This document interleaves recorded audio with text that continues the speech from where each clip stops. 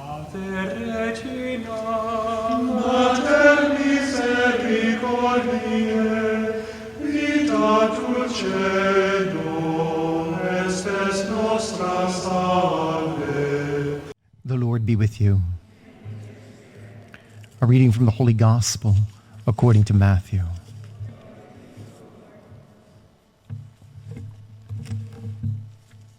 Jesus was going up to Jerusalem. He took the 12 disciples aside by themselves and said to them on the way, "Behold, we are going up to Jerusalem, and the Son of Man will be handed over to the chief priests and the scribes, and they will condemn him to death and hand him over to the Gentiles to be mocked and scourged and crucified, and he will be raised on the third day." Then the mother of the sons of Zebedee approached Jesus with her sons and did him homage, wishing to ask him for something. He said to her, "What do you wish?" She answered him, "Command that these 2 sons of mine sit, one at your right and the other at your left in your kingdom." Jesus replied and said, "You do not know what you are asking. Can you drink the chalice that I am to drink?" They said to him, "We can."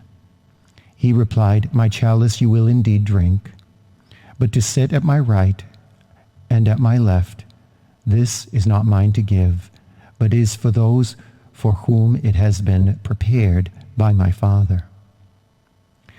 When the 10 heard this, they became indignant at the 2 brothers. But Jesus summoned them and said, "You know that the rulers of the Gentiles lord it over them, and the great ones make their authority over them felt. But it shall not be so among you. Rather, whoever wishes to be great among you shall be your servant. Whoever wishes to be first among you shall be your slave. Just so, the Son of Man did not come to be served, but to serve, and to give his life as ransom for many." The Gospel of the Lord.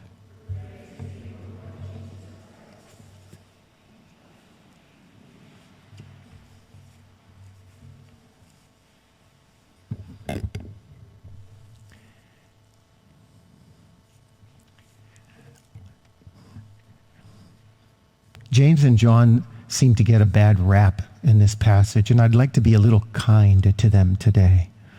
I hope they're praying for me. In a sense, they have already signed on with Jesus and really committed themselves to him.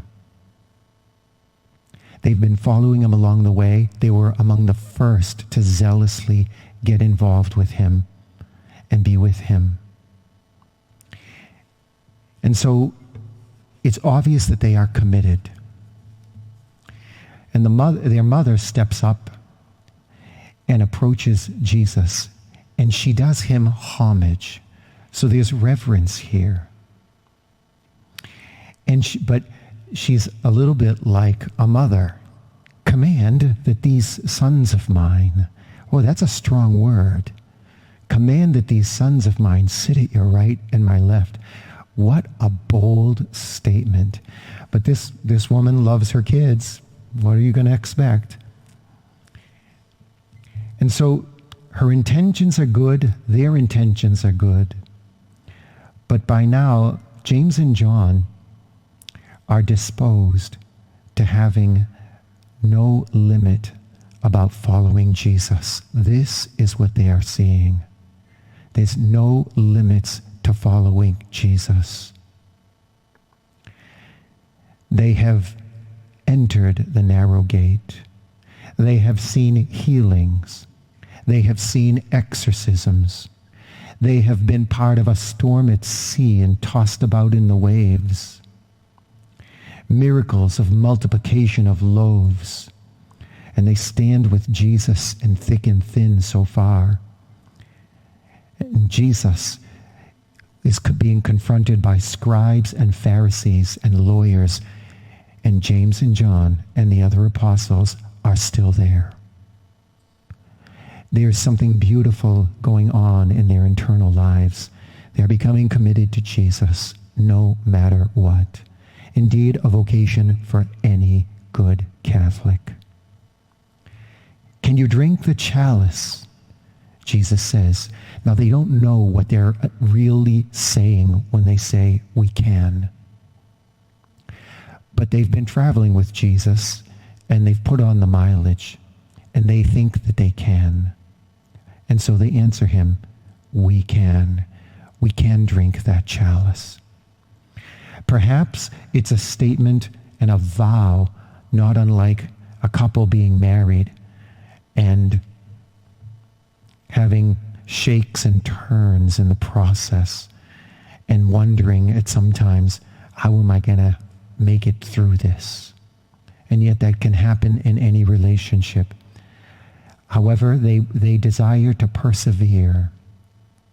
And so in here, I'm also seeing an echo of Jesus speaking to Simon Peter in the Gospel of John. Do you love me? Do you love me, he says. You know I love you. And so when you are old, then you will stretch out your hands, and another will fasten a belt around them for you and carry you where you do not want to go. Now follow me.